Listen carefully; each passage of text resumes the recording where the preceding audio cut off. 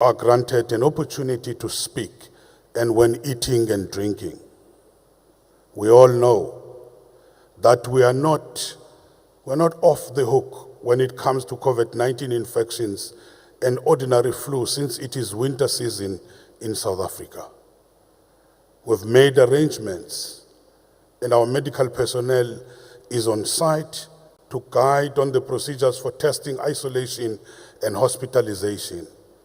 To avoid further contamination, let us all continue looking after ourselves and each other. A number of those who registered could not turn up when they are starting to see the figures going up. The health personnel have additional information for medical incidents to ensure that you, as our visitors, are safe and sound during your stay in our country. We begin our work this afternoon with this opening ceremony that will be followed by the Laureates Forum to mark the beginning of the 5th Global Conference on the Elimination of Child Labor. The South African government is grateful to the ILO and the social partners for selecting our country and the continent as hosts of this prestigious event.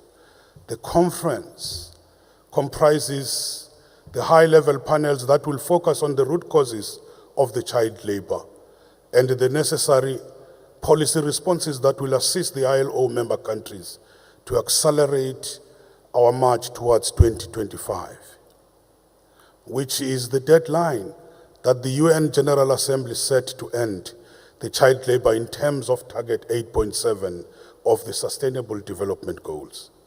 So the program also entails a number of sessions that will focus on different topics such as education, global supply chains, agriculture, as well as side events and children's forum. The latter event is one of the highlights of the conference, and it is important that we hear from the children.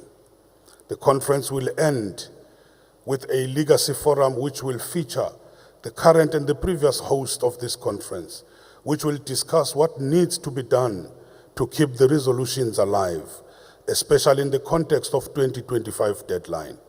This session will be followed by the closing ceremony where the social partners are expected to adopt the outcome document of this conference. The document, the Durban Call to Action, is going to be our roadmap towards 2025. Consultations of this document started last year with all the regional formations of the ILO and continued to be refined in Geneva in Switzerland. We urge the members of the drafting committee, we urge them well under the chairpersonship of the Director General of the Department of Employment and Labor of South Africa, Toby Lelamati, and supported by the ILO Secretariat. I shall now open for the speakers, and we must be strict on time which has been allocated. Thank you very much, ladies and gentlemen. Kindly allow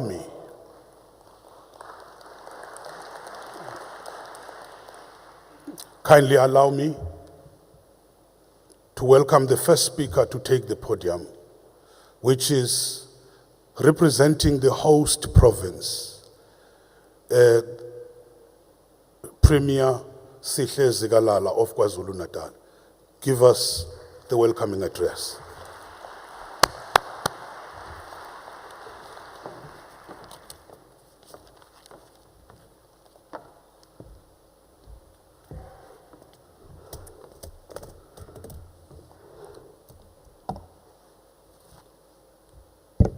Thank you, Program Director, Minister Ngesi,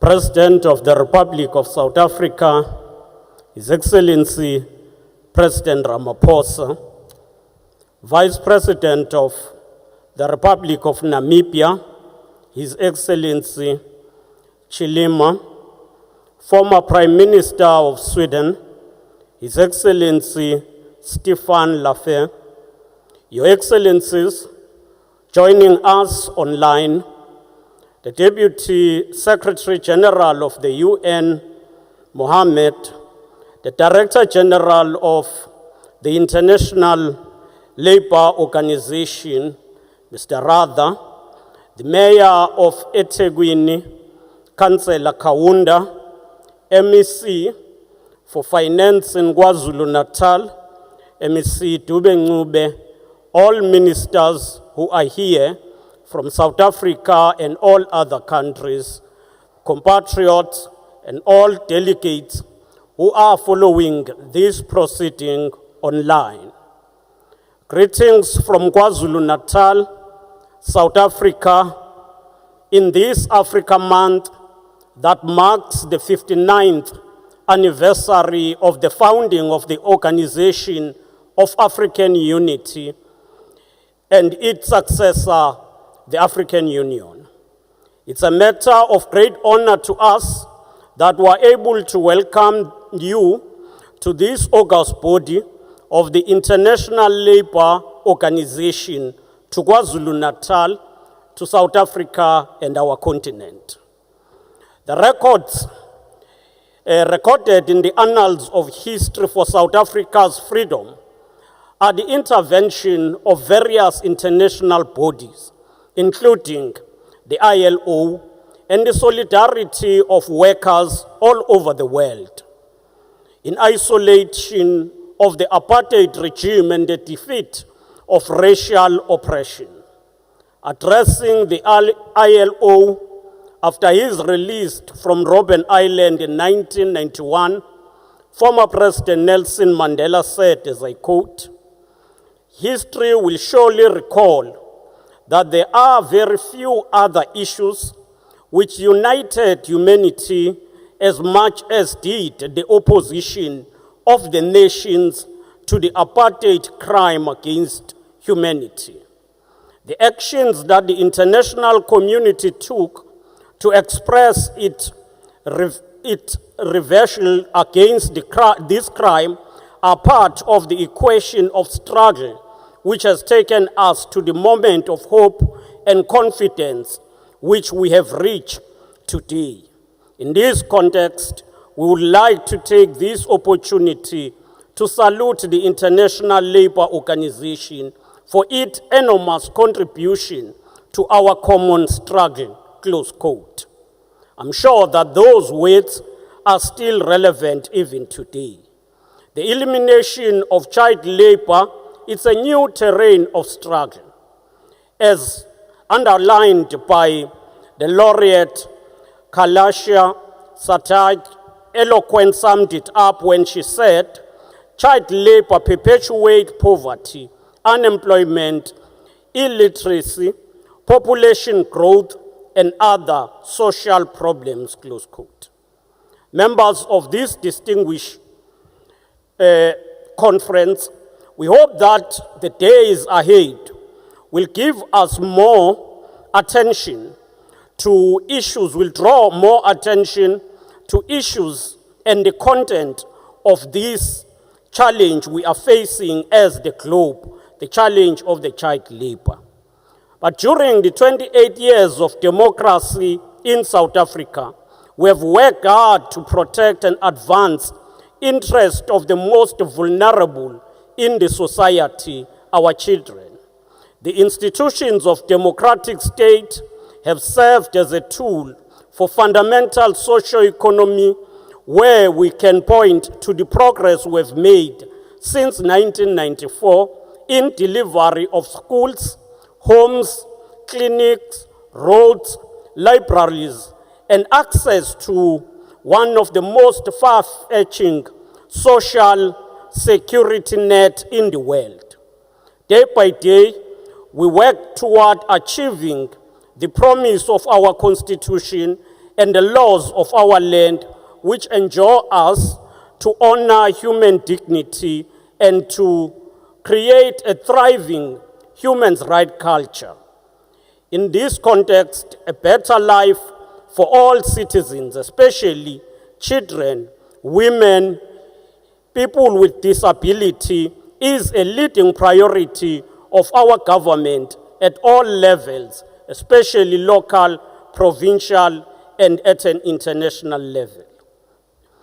As KwaZulu-Natal and South Africa, we are alert to the possibility and the implication for our children and work decisively to cushion them and from the impact of the pandemics that we see, such as nutrition and lack of access to education. In this regard, KwaZulu-Natal province and the country have extended not only social protection net, but also the grants that are meant to ensure that children are protected and are supported. We are also mindful of the fact that economic meltdown that have affected the country and our province impact to children. We know that the high level of unemployment contribute to the worsening conditions that faces children. But we continue to ensure that we create more jobs and intervene to cushion vulnerable families so that children will also benefit. Government funds continues to support the Department of Education to ensure that apart from National School Nutrition Program, which procure food for children, all children are able to access education. Our labor legislation, in alignment with international labor standards, allow young people to seek employment, but at a particular age, not young people who should be at school. This is crucial for us, especially as an African continent, because of the rising youth population.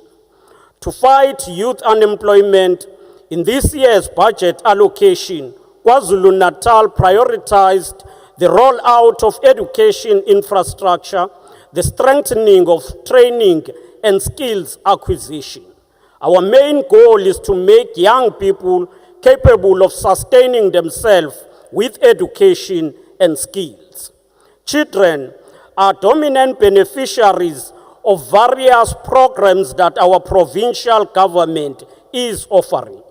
As KwaZulu-Natal, we raise our hand in support of the global campaign for the elimination of the child labor. Let us mobilize so that no child is left behind. Let us work for a world where every child has a future, a chance for a better life, and is safe from exploitative labor. KwaZulu-Natal welcome all of you with embrace, and we invite you to enjoy the natural splendor and diversity of our province. Our very best wishes for fruitful engagement and proceedings of this 5th Global Conference on the Elimination of Child Labor. I thank you.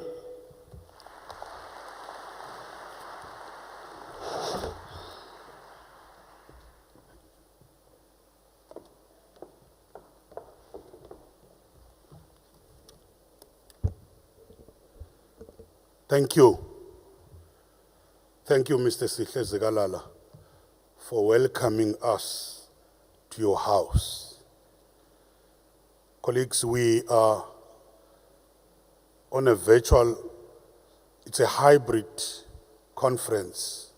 Thousands are connected to us all over the world. And we're doing it in such a way that it's starting now up to 4:30 this afternoon, South African time, in order for everyone who wants to connect in whatever part of the world is able to talk to us. And we're going to request that the speakers also respect the time. They know the time which was allocated to them. Up next is the representative of the workers and the employers. We will start with Mr. Begin Chalinchali, the Regional Vice President of the International Trade Union Confederation who is also the General Secretary of the Congress of the South African Trade Unions.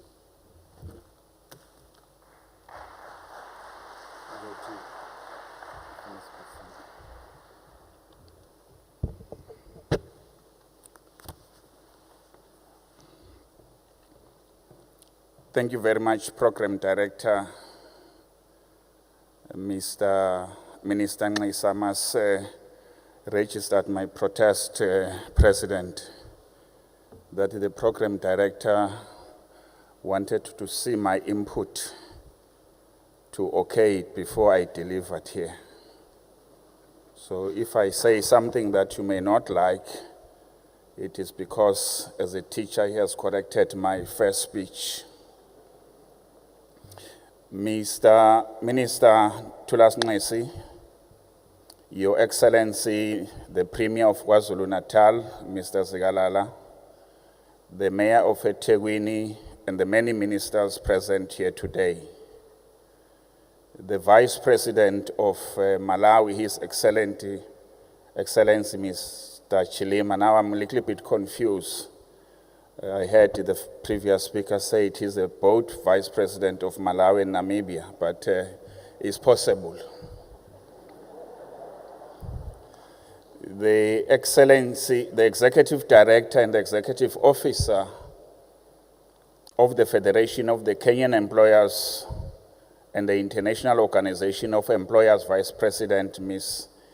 Jacqueline Mugo, the Deputy Secretary General in the Office of the Secretary General's Mayor Amina Mohammed, the Nobel Peace Prize laureate, Mr. Sayati, the young activist representing the children activist, or Save the Children activist, Ms. Tato Mhlungu, the former President of Sweden, Mr. Löfven, the ILO Director General, Mr. Kai Ryder, and of course, our President, His Excellency,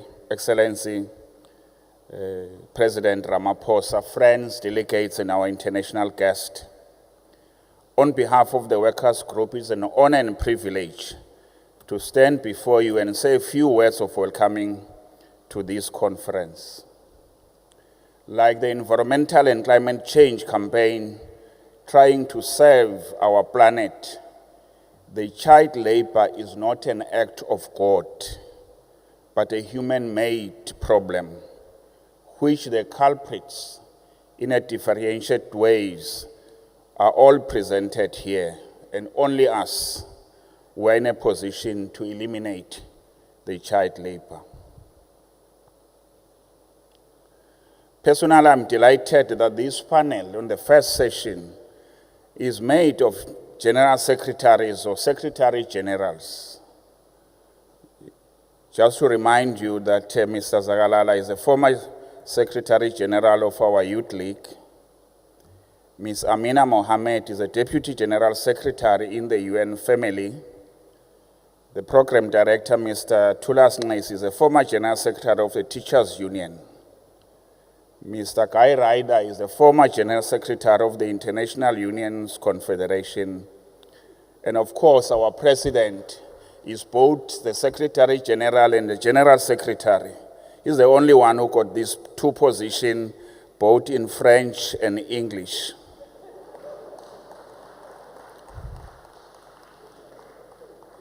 Of course, let me also salute my own President, President Zingiswalos, who is the President of SATUC. I think it is not a mistake that the Workers' Group decided that I, as a General Secretary, of course, should talk to these other General Secretaries here, because we believe in them, that the problem that we are facing, with their wisdom here today and many others, we should be able to come with a resolute and action that will be able to take this program forward, and we have no reasons to doubt their abilities.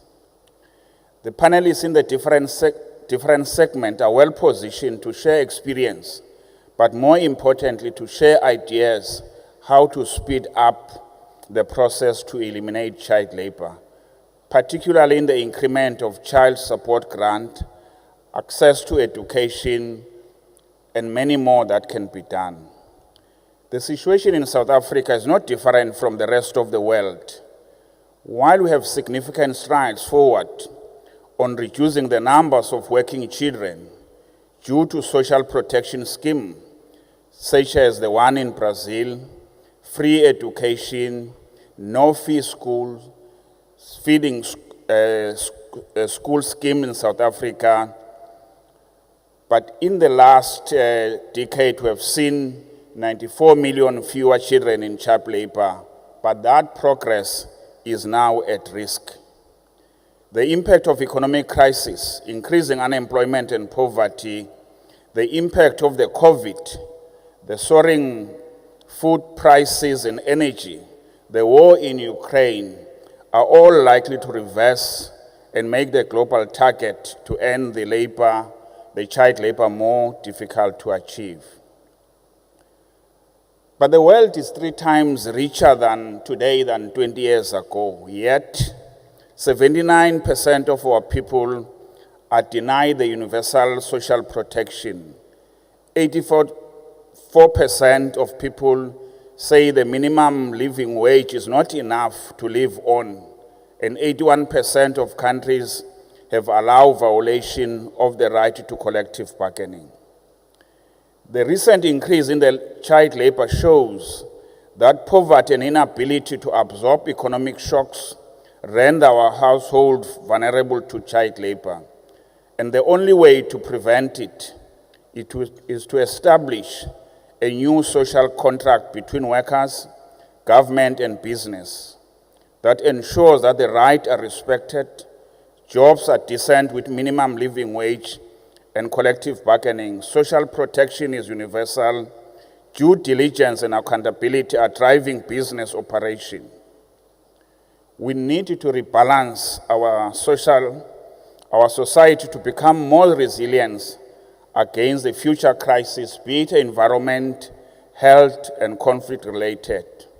The latest estimates show that more children in the sub-Saharan Africa, at least 86.6 million, than the rest of the world combined. That's how big the problem in our continent. 4 of every 5 children are engaged in child labor within the agricultural sector in the main. This is where our focus, we think, should pay attention to it. We have all the tools in the toolbox, field which cash transfers, public employment program, social protection initiative, social insurance, rural and agricultural development programs, committed teachers and schools, mandatory due diligence laws, collective bargaining for living wage, all of which have proven to be effective to eradicate the child labor.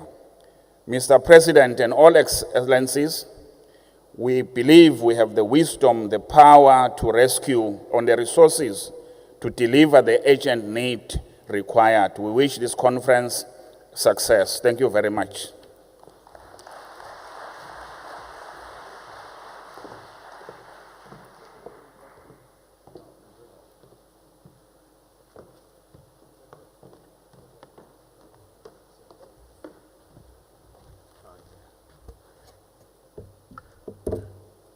Sorry.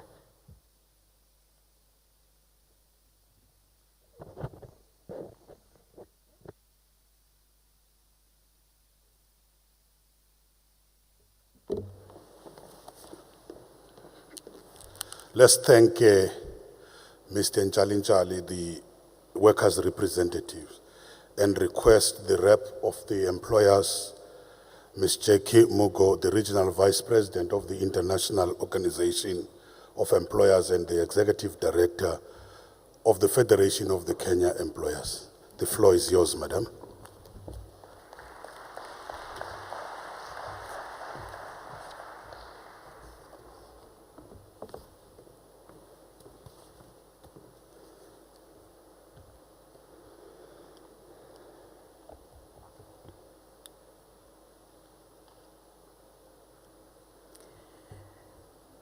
Dear President Cyril Ramaphosa, President of the Republic of South Africa, Vice Presidents, former Prime Minister of Sweden, dear Deputy UN Secretary General, dear Deputy Presidents, dear Ministers and Deputy Ministers present, dear Director General of the International Labour Organization, Mr. Guy Ryder, dear Excellencies, our host, the Prime Minister of KwaZulu-Natal, representatives of trade unions present here today, led by my brother, Beki Nchali, the General Secretary, COSATU, dear employers present, ladies and gentlemen, colleagues and friends, let me say all protocols observed in case I've made some blunders. First, I want to say that I'm really honored to speak on behalf of employers who are brought together under the aegis of the International Organization of Employers. From my brother Mbeki's speech, I note the heavy presence of trade unions here today, great leaders past and present. I want to urge the employers to take courage. God loves us all. As I address you now at this crucial 5th Global Child Labor Conference, the number of victims of child labor is rising. Our responsibility is to do all we can to reverse this trend. This is not an easy task as we continue to wrestle with the impacts of COVID-19, face growing geopolitical tensions and historic price increases due to the Russian war against Ukraine. There is no doubt that our work today and during this conference is even more crucial than previous ones. We cannot allow these global trends to push even more children into work. And we must do all we can to find sustainable paths for children to stop working and ensure families have sufficient resources to avoid them returning to work. This 5th Global Child Labor Conference must succeed and galvanize more international determination to eradicate child labor once and for all. Ladies and gentlemen, child labor does not occur in a vacuum or out of the blue. We all know the root causes of this grave human rights violation: poverty, informality, limited access to education, weak or lacking social protection floors, insufficient labor inspection, and weak governance. If we fail to address these root causes of child labor in a comprehensive manner, then we will surely not succeed in our fight. These obstacles are not insurmountable, but so far we have not shown the necessary will or pursued the comprehensive collective actions required to address them. We are not here in Durban to blame each other, however, but we are here rather to redouble our efforts to work better together. Collective action is key if we want to succeed. At the last Global Child Labor Conference in Buenos Aires, which took place 5 years ago, we set up the Alliance 8.7. The Alliance 8.7 brings together UN organizations, governments, social partners, and civil society at international and national level. The Alliance has a tremendous convening power and is connecting the dots between the international and national levels. It is this kind of innovative approach which is triggering collective action. I would strongly advocate for further strengthening the Alliance 8.7. Proof of what can be achieved through collective action can be found in Uzbekistan and Qatar, where under the stewardship of the ILO and strong engagement of social partners, the government successfully eradicated child labor and forced labor. We need to bring these successes and replicate them in other parts of the world. Ladies and gentlemen, as we meet, we recognize that the people of Durban have been experiencing widespread hardship due to historic floods. We thank the government of South Africa for hosting us, despite all these challenges they are facing here. The employers express their complete solidarity with the people of KwaZulu-Natal. Ladies and gentlemen, as I conclude, we want to urge as employers that we must deliver together as constituents under the ILO. The IOE and its members, representing more than 50 million companies, are deeply committed to follow up the actions adopted by this conference and working tirelessly to make progress in the eradication of child labor. We also call on the G7 labor ministers to implement the Durban call to action in the G7 labor ministerial meeting on 24th May in Wolfsburg and G20 labor ministers in their meeting in September. It is only when and if we start mainstreaming actions to eradicate child labor at all policy and normative levels that we will have success. So let us get to work. Thank you very much.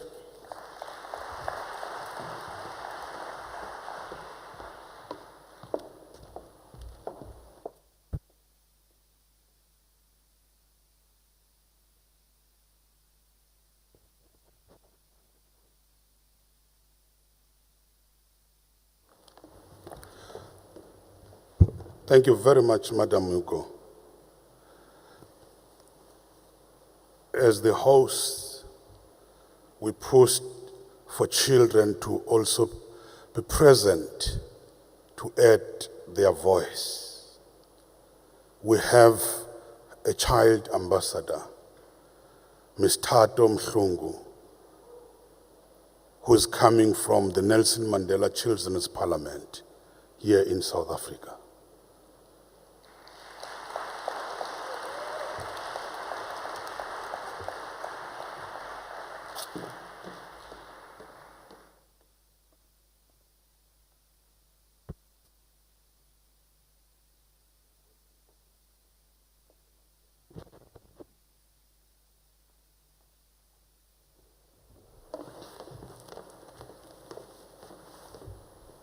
Thank you very much, Mr. Program Director, my fellow South Africans. I've been waiting to say this for the longest time ever. Mr. President, we really, really miss your speeches, I have to say.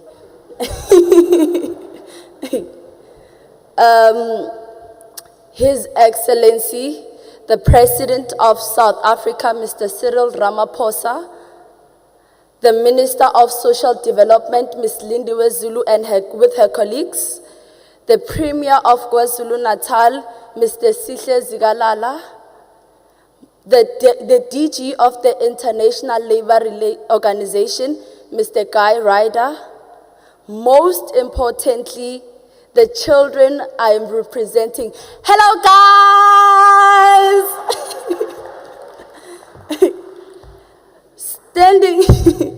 Standing before you is Tato Mhlungu Ungwane Wakangwade, the 2019 Speaker of the Nelson Mandela Children's Parliament, as well as the Ambassador of the Gauteng Province. We are very grateful to be part of this opening of the 5th Global Conference on the elimination of child labor, representing children. Welcome to our country and the beautiful province of KwaZulu-Natal.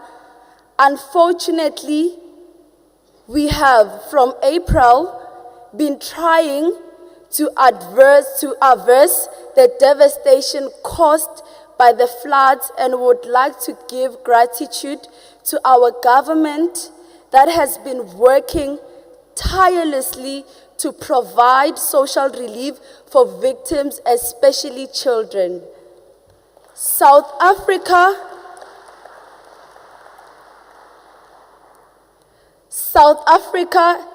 is the first and only country in history of this conference to include children in the conference. As children representatives,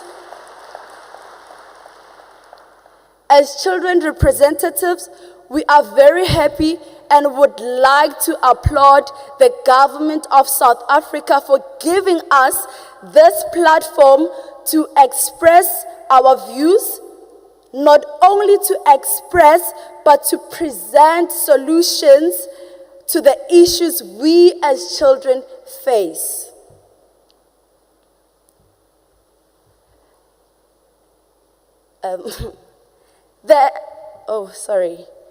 This shows that as a country, we are one step ahead when it comes to the implementation of Article 12 of the United Convention on the Rights of the Child, which is child participation.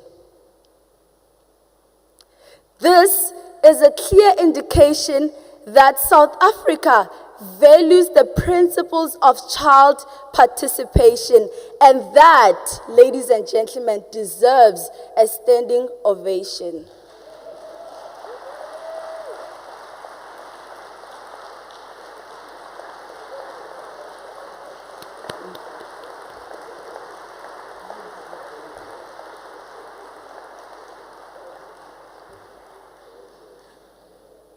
Child labor is not a rumor.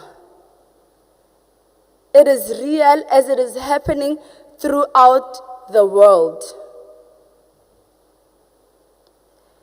Ladies and gentlemen, please allow me to speak from personal experience on this brutality that my fellow young sisters and brothers have had to endure and have been enduring on daily basis.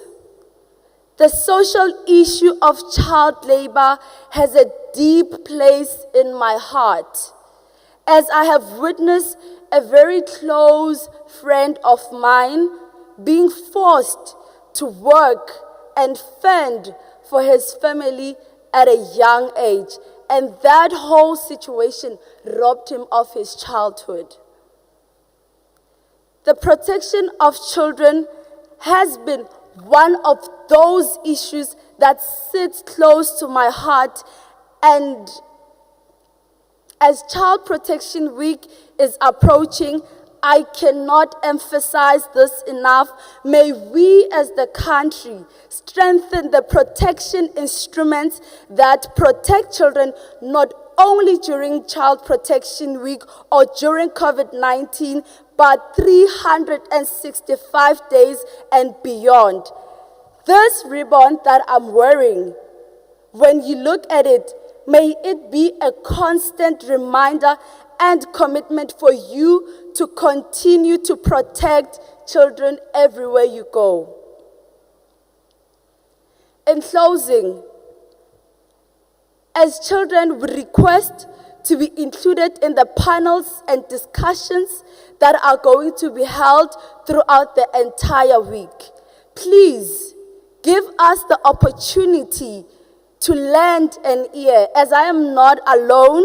I am with the Nelson Mandela Children's Parliament ambassadors, together with the children that are badly impacted by child labor, not just nationally, but internationally. We humbly request that we ensure when there is child participation, these principles to be followed. Number one, transparency. Number two, respect and inclusiveness. Number three, where all children clearly understand the implications of their choices. Number four, the environment of the conference is child-friendly and safe. Lastly, we as children have access to key stakeholders and have the opportunity to ask questions and provide feedback on their participation. We look forward to the conference and hope that as children we will show the world our abilities to articulate, and that our views are indeed solution-centered. We invite you to the Children's Forum, which will partake on the 19th of May 2022, where we'll be having critical discussions among ourselves with the aim to develop a call for action that outlines the resolutions relating to child labor. I thank you. And before ke tsamaya, I would like to say something. We as the children, we will continue, dark or blue, we will continue to fight for our rights, beke le beke, kgwedi le kgwedi, ngwaha le ngwaha. Danko!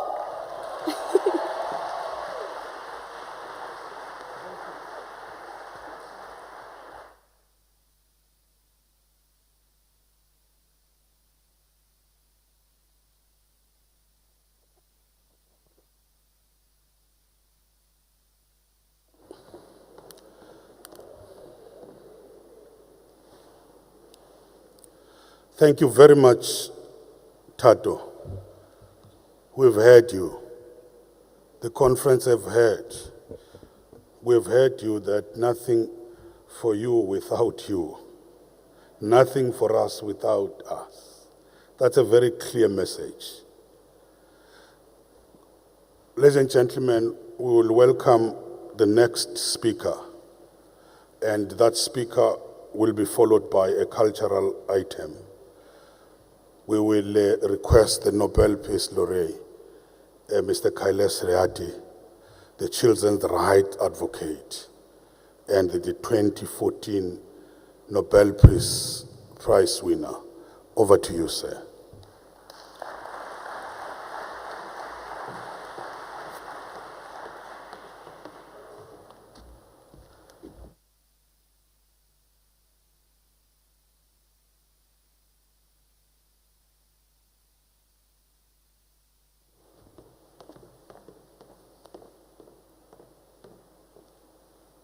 Thank you, Tato. What a great message comes from the children of South Africa, children of African region, and the children of the world. You set the tone. Thank you.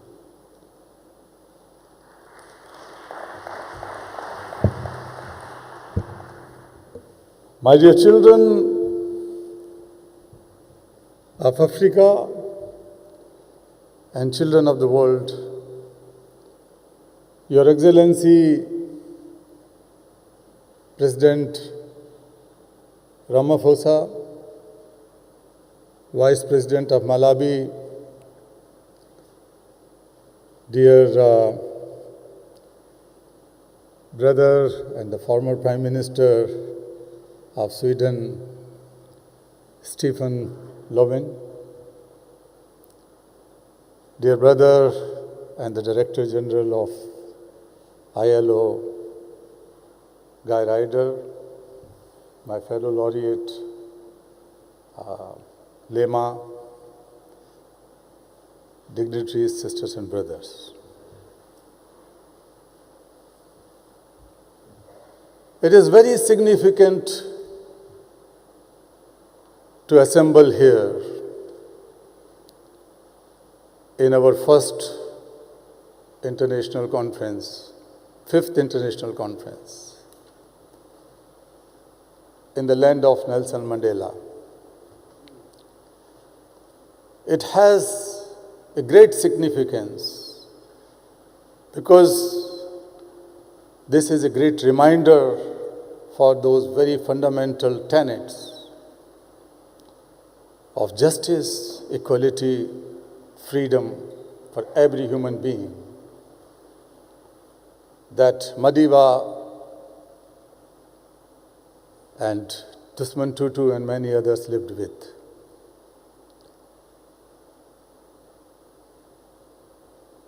This is also a land of transformation. An ordinary Indian barrister came and stayed here for 21 years. But you have transformed him to Mahatma Gandhi. One of the greatest souls lived on the earth. That was miracle happened here, very close by. Yesterday I visited Peter Maritzburg station, And some of you might know that when Gandhi was traveling, he had a proper first-class ticket. When he entered in a only white compartment, he was thrown down. He was removed. And there is a monument on that very place, which we visited yesterday. But his anger, his pain, did not go into any kind of revenge or hate or violence. He began his first satyagraha, the first civil disobedience, the non-cooperation, using the tools of non-violence and peace. Not only in India, but that has given the philosophy to the rest of the world. He converted those values of liberty and dignity of human beings, peace and non-violence, into social movement and political movement. That's why I said that this is the land of transformation. Ordinary people can bring about miracles in the world.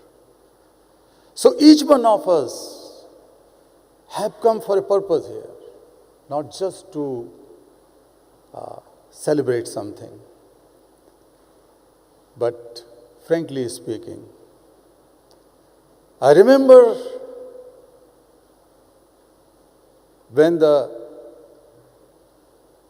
this conference was conceptualized back in 1996 in the Netherlands, and the first conference, and the second, and the third, and the fourth.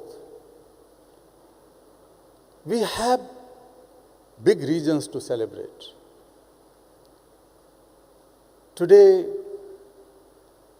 I am sorry to say that we may have some success stories here and there. But when I think and speak on behalf of world's children and the most marginalized children,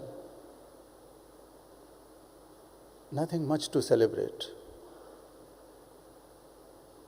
How come the number of child laborers have increased in the last 20 years?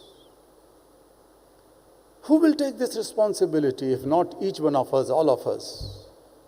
Who would we hold accountable for all those 8 million children who were added to workforce globally?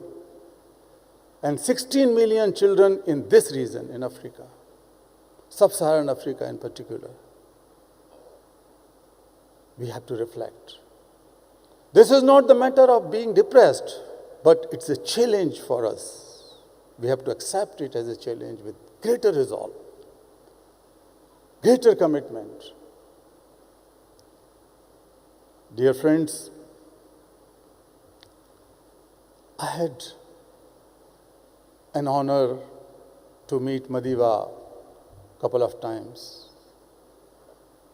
And when I came to invite him for the global march against child labor, which we organized across 103 countries, demanding new ILO convention against the worst forms of child labor in 1998, I had a good conversation. Every single minute, every single second, listening to him, talking to him, has brought new sparks inside me. And he has written a letter, though he could not come because of his ill health, to flag off the march from the Robben Island. We started in front of that jail where Madiba has been put for years as a symbol. He has written that only collective and concerted action can rescue and prevent our children to become the further victims of child labor. That has given us a big boost and foundation for the global march, and very personal inspiration for me. I'm also inspired with Mahatma Gandhi, who has given a very simple mantra, a talisman,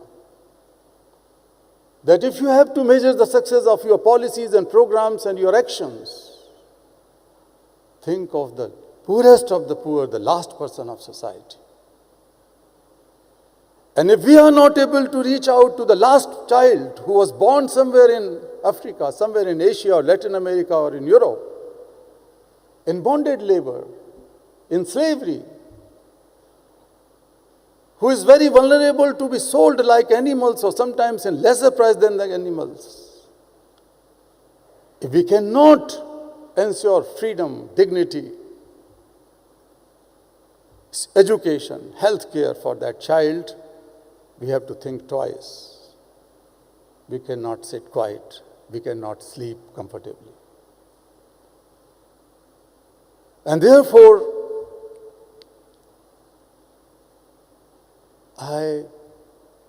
all of us, are concerned that when we are talking about this growth of increase in child labor, this is not during the pandemic.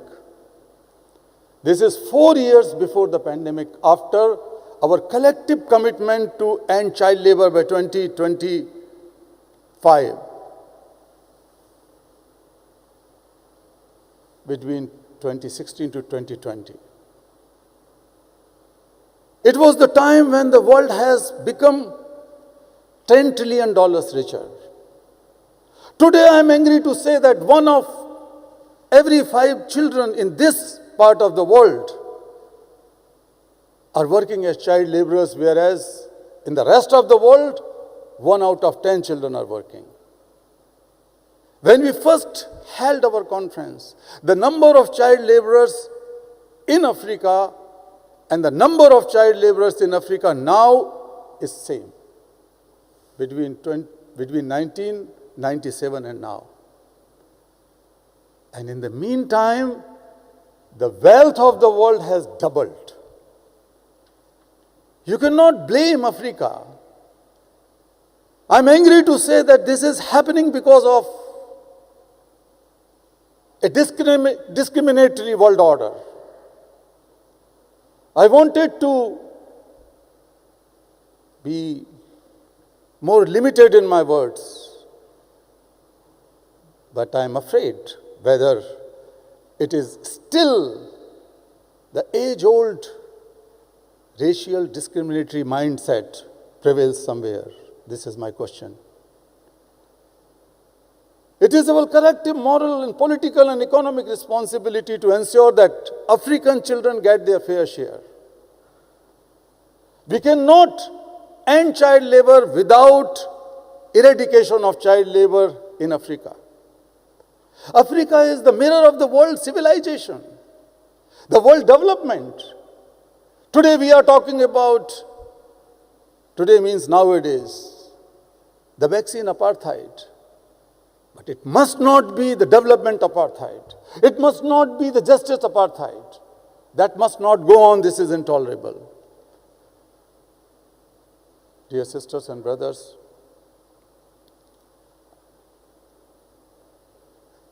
some years ago when I rescued a girl, 8-year-old, Devli, she was born in intergenerational slavery and was working in a stone quarry. When she realized that she is free, she asked me, "Why didn't you come earlier? Why didn't you come earlier?" This is the question, dear friends, I am extending to you and you and you and those who are listening through web. Why didn't we go earlier and reach out to those children who are sold, who are lived in these kind of situations? I refuse to accept that the world is so poor that cannot protect each of our children.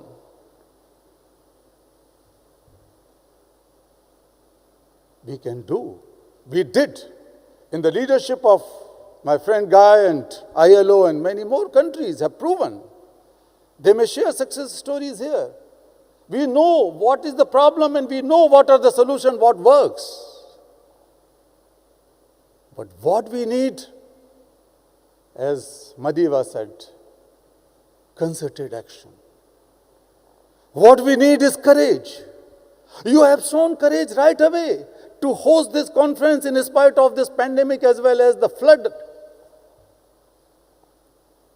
You have that power and courage. We all have that. So, Devli's question has to be answered. I ask my colleagues in civil society,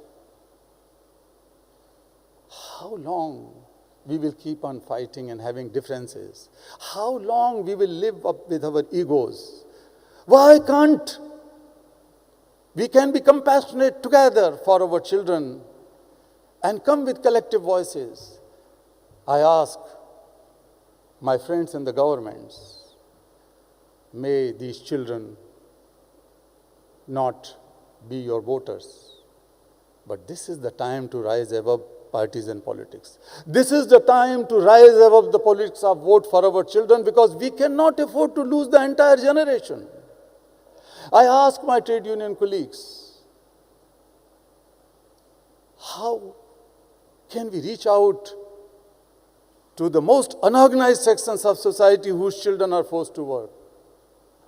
I ask my business leaders, employers,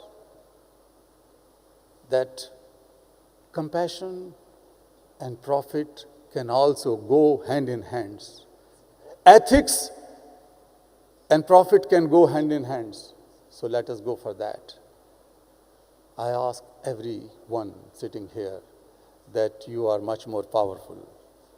I have taken a couple of more minutes, but one more minute if you can give me. There is no reason to lose hope. There is no reason. 40 years ago, 45 years ago, when I began my fight against child labor, it was a serious problem, though it was a non-issue. So I can say with my humility that we were able to reduce child labor in the past. We can end child labor. That power the world has. A little boy who is sitting here, he is no more a boy, maybe a young person, 18 years, 19 years. When we rescued him, his name is Barku, from child labor, bonded labor, in fact, in a mica mining. And he has been working inside the tunnel-like mines. One day, a mine collapsed, and he saw the death of his friend. Both of them were working, and they were 8, 9, 10, 11-year-old. And then a shred of mica shot her eye, and one of his eye has become blind. But this boy did not lose the hope. He took a resolve that he is not going to leave any child labor in his area and make sure that everyone is freed and goes to school. Today in his village, every child is going to school. Each one of you, dear sisters, dear brothers, are much more powerful. I am just asking one question. If Gandhi was alive, if Madiva was alive,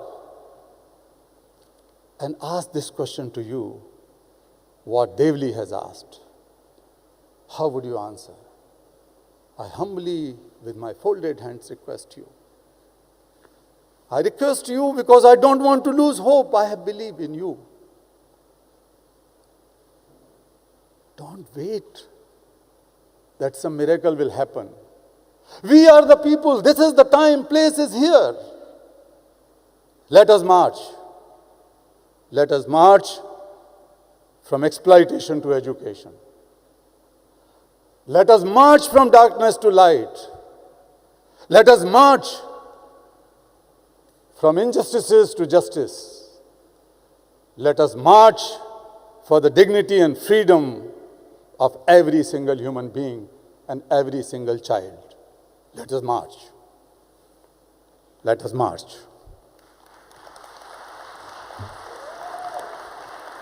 Thank you. Thank you so much.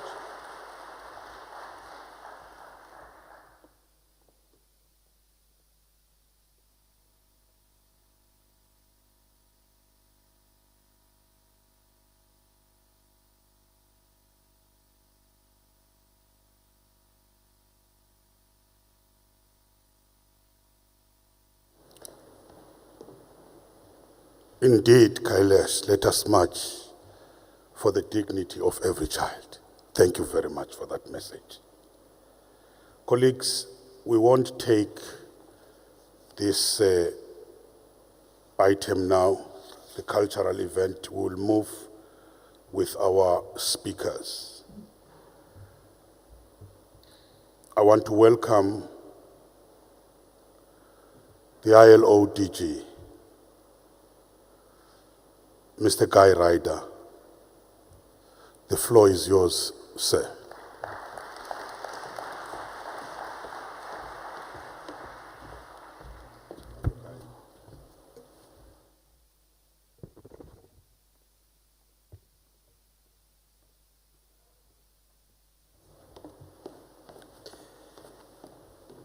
Thank you, Programme Director, Minister of Labour and Employment South Africa, Thulas Ntechi, Your Excellency, Cyril Ramaphosa, President of the Republic of South Africa, Your Excellency, Saulus Klaus Chilima, Deputy President of the Republic of Malawi, Excellency Stefan Löfven, former Prime Minister of Sweden, Excellency Sila Zikalala, Premier of KwaZulu-Natal,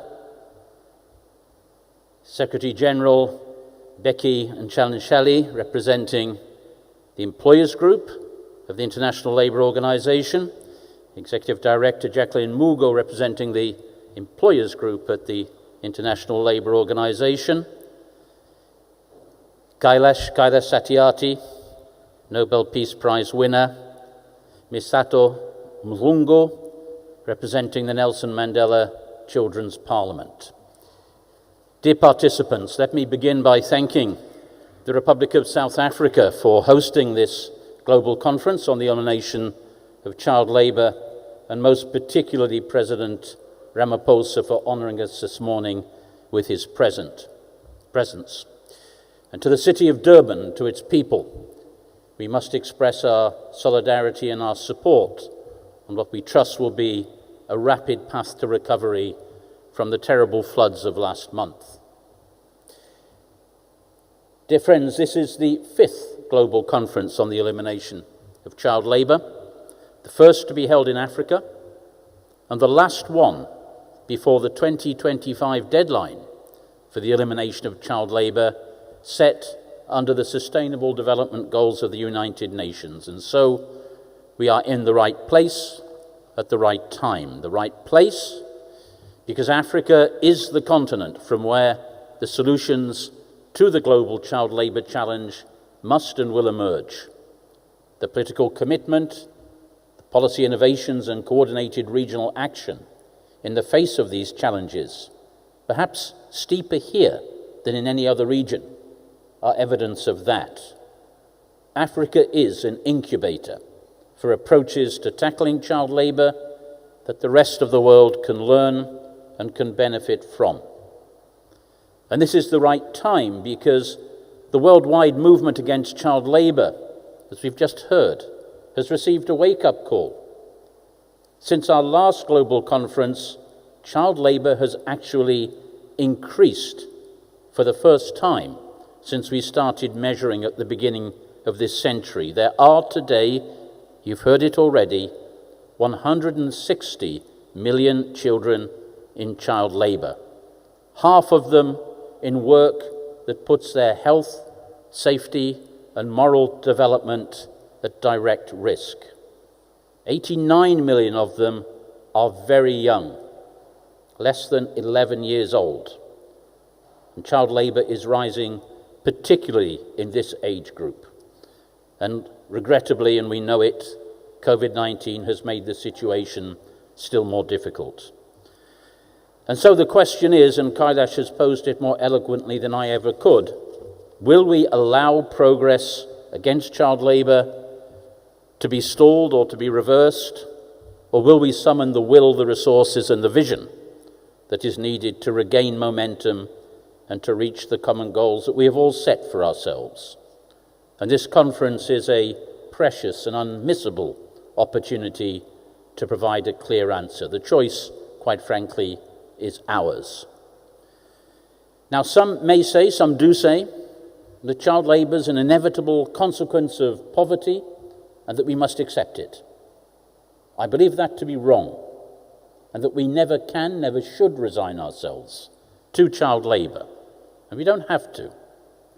Tackling the root causes, such as household poverty, is essential. But child labour, let's not forget it, is a violation of a basic human right, and our goal must be that every child everywhere is free from it. That is what the international community has already committed to. And we have come a long way. In 2020, the ILO's convention is number 182 on the worst forms of child labour reached universal ratification. Every single one of our 187 member states has signed up to it. It's never happened anywhere else or on any other convention. And the other key ILO convention, it's number 138, on minimum age, has been ratified by the very great majority of our member states. With sound legal frameworks, expansion of educational opportunity, social protection, and support for improved livelihoods, member states have already achieved a decline of some 86 million in child labour since the year 2000. And that includes even the recent increases. And this is, let's not forget it, remarkable achievement. But we need to increase our efforts. The evidence that we have and the rich experience of past decades means that we do know what needs to be done. We do know what works against child labour. And the time has come to make sure that our commitments are put into practical action that delivers for children and for their families. And tackling the root causes of child labour is, I'm pleased to note, at the centre of your discussions at the conference this week. This means expanding education and social protection, securing decent work for parents so that they can meet their needs and keep their children in school and out of work, securing adequate financing for the implementation of national action plans, paying particular attention to child labour in agriculture where 70% of child labour occurs.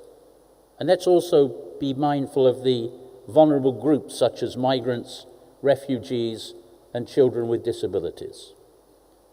And let's adapt our work too to changing conditions and contexts.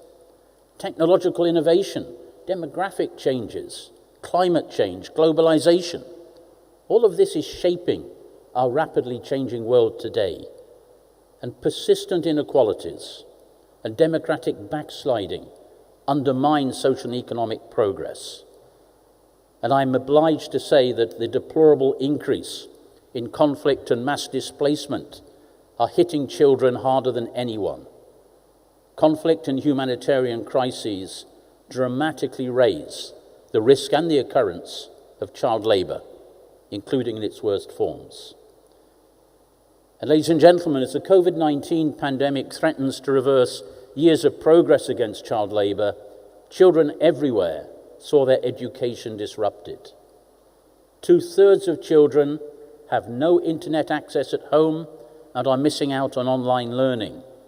Millions of children are still out of school, and the poverty effects of this crisis alone can increase child labour even further. On the other hand, there are emerging opportunities to accelerate the elimination of child labour. A human-centred approach that promotes inclusive and sustainable economic growth is a key. Just think of what we can do with the transformative power of technology to deliver quality education at scale, closing the digital divide, of international trade that really operates fairly to open access to markets and technology transfer, promotes stability and generates decent jobs for all, of international cooperation really capable of mobilizing a global response to global challenges, such as the one that we're dealing with today, and which increases financial flows to the developing world, of multi-stakeholder partnerships such as Alliance 8.7, which has spearheaded the global fight against child labour, bringing together governments, workers and employers organisations, civil society and academic institutions to share knowledge, promote cooperation and accelerate progress.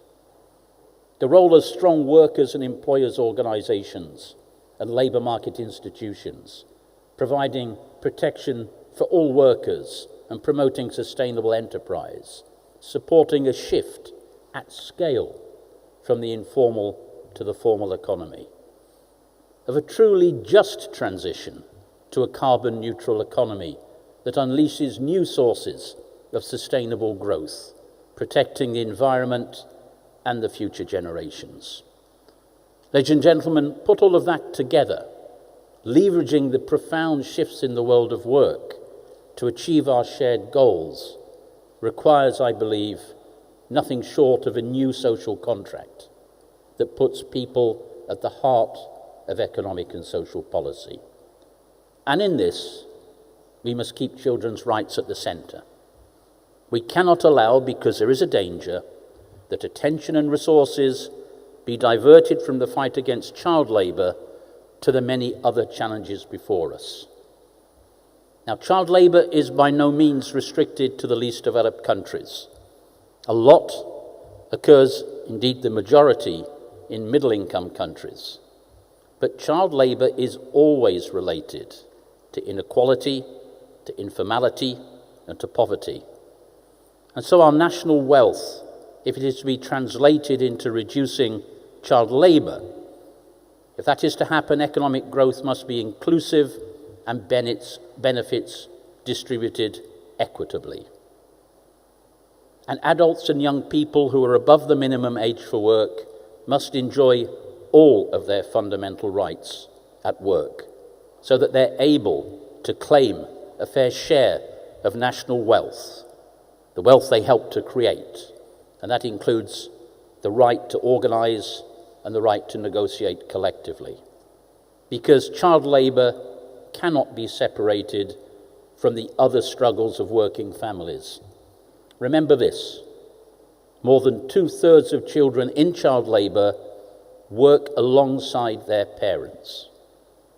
Family farms and enterprises that depend on the labour of their children and need greater support to improve their livelihoods and end that dependence. Promoting adequate rural livelihoods, organisation of workers and small enterprises so that they can collectively promote their interests. Formalisation of the informal economy, economic diversification, and a proper business environment for creating decent jobs and investing in basic services infrastructure. This needs to include a transformative agenda for inclusiveness, diversity and gender equality. All of the data we have shows, for example, that the educational level of mothers is a decisive factor in preventing child labour. Ensuring equal access of girls to quality education is vital. Throughout their lives, they need equal opportunities, equal participation, and equal treatment in the workplace. Girls need to be protected from early marriage and from the double burden of work outside the home and domestic work in the household. We need to make that generational investment to make universal access to free, compulsory, quality basic education a reality. Another thing to remember: the increase in child labour since 2016 has occurred exclusively amongst the younger children from the age of 5 to 11. And it can come as no surprise, can it, that a large share of younger children in child labour are excluded from school entirely. Nearly 28% of 5 to 11-year-olds, 35% of 12 to 14-year-olds in child labour are out of school. And following 2 years of COVID, ladies and gentlemen, when large numbers of our children dropped out of school, it's absolutely imperative that we get them back. Too little progress has been made as well in ensuring that all children enjoy their human right to social protection. Worldwide, 1.5 billion children up to the age of 14, a number of them who are in child labour receive no family or cash benefits. Comprehensive child-sensitive social protection systems are critical, and I want to draw your attention now to a report we are launching this week with UNICEF, precisely on the relationship between child labour and social protection. There is a lot of evidence in it to help us develop our thinking. President, participants, let me conclude. You have a very full and a very rich agenda ahead of you.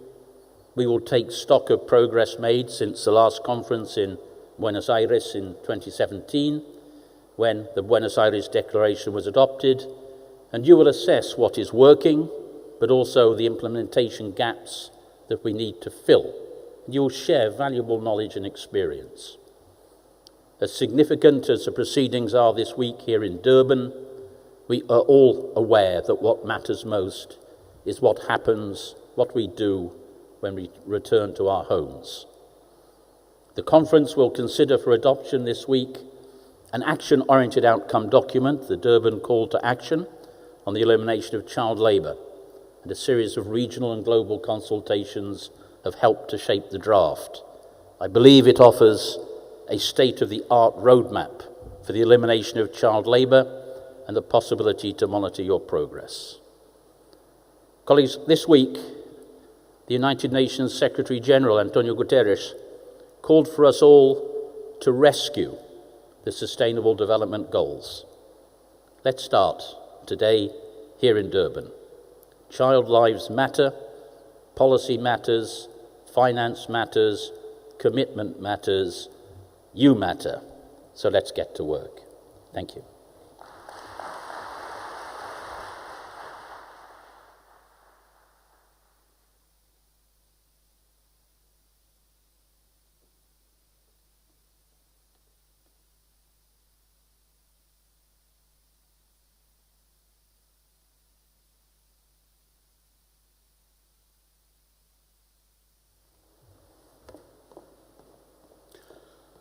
Thank you very much, Guy. From your days as the General Secretary of the International Confederation of the Free Trade Unions, which changed into the ICTU, the International Trade Union Council. Thank you very much. Your legacy remains with the workers all over the world. Your skills in mediating amongst the tripartite structures on difficult issues. Ladies and gentlemen, by the way, Guy Ryder was elected as the General Secretary of the ILO in 2012. He is now serving his last year. He has served 2 terms. And an African from Togo has been elected to lead. Thank you very much. Let's give Guy Ryder a big hand. Mr. President, I don't know whether you know that Guy Ryder now is Sir Guy Ryder. He earned that title in his home country, Sir. Thank you very much.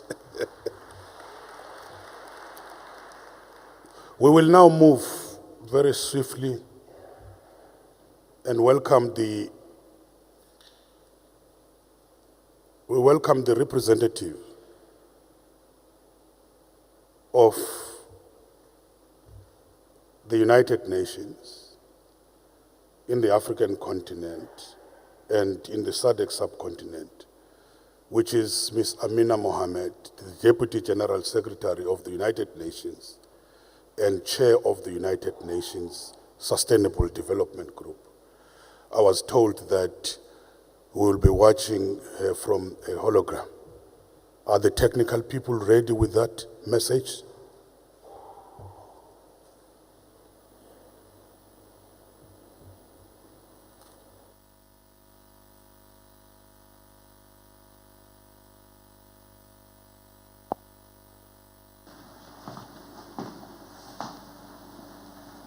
Excellencies, ladies and gentlemen, my sincere thanks to the Government of South Africa for hosting this landmark event. As a daughter of the African continent, it gives me special pride to address the 5th Global Conference on the Elimination of Child Labour, the first to take place in Africa. This conference is a source of tremendous hope for the 160 million children around the world who are trapped in child labour. Children who work in mines and in fields, on construction sites, or hidden behind the walls of private homes in domestic servitude, and those denied the right to fully develop physically and mentally. Too often they are denied their right to education. If they attend school at all, their performance suffers due to their extra workload, and they're likely to drop out early. Their right to health is also put at risk, and accidents and diseases can mark them for a lifetime. Child labour is quite simply wrong. And the only solution to this crisis is a rights-based approach, one that recognizes and upholds the rights that every child has to health, education, and protection, a right to a future. The ILO, as a values-driven organization and a leader of the worldwide movement against child labor, has a critical role in this work. The universal ratification of the Convention number 182 on the worst forms of child labor marked a historic first in the United Nations. Children everywhere now have essential legal protection, regardless of the level of economic development in their countries and communities. So the tool exists. Our challenge now is to fully implement it. This means seizing the opportunity to renew our commitments made in Oslo 25 years ago.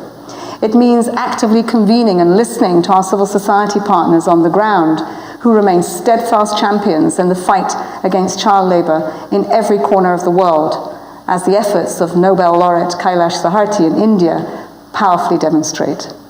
And it means gathering more investment and support for all of the 17 Sustainable Development Goals that affect our progress on child labour, from poverty and hunger to social protection, decent work, and gender equality. Education is a clear example of this. A lack of educational access and opportunities fuels child labour. And around the world, education is in turmoil. COVID-19, climate change, and political and economic crises are compounding a pre-existing learning crisis that has left the education-related Sustainable Development Goals badly off track. We simply cannot allow children, today and tomorrow, to experience catastrophic losses in learning and well-being. That is why the Secretary-General decided to convene the Transforming Education Summit this September as part of our common agenda. The summit will be a once-in-a-generation opportunity to come together to chart a new path for education, including closing the digital divide, so every child everywhere can have a chance at accessing a quality education. And the summit also represents a new path to eliminate child labour. It will urge dramatically expanded financing flows for education and all efforts under the Sustainable Development Goal Target 8.7, the elimination of all forms of child labour by 2025. Ladies and gentlemen, our commitment to ending child labour remains strong. It must never waver. 160 million children are counting on us, and we must not let them down. With your steadfast support, we can ensure that future generations of children can enjoy what every child deserves, the simple blessing of a normal, healthy, and safe childhood. Let's make child labour a thing of the past. Thank you.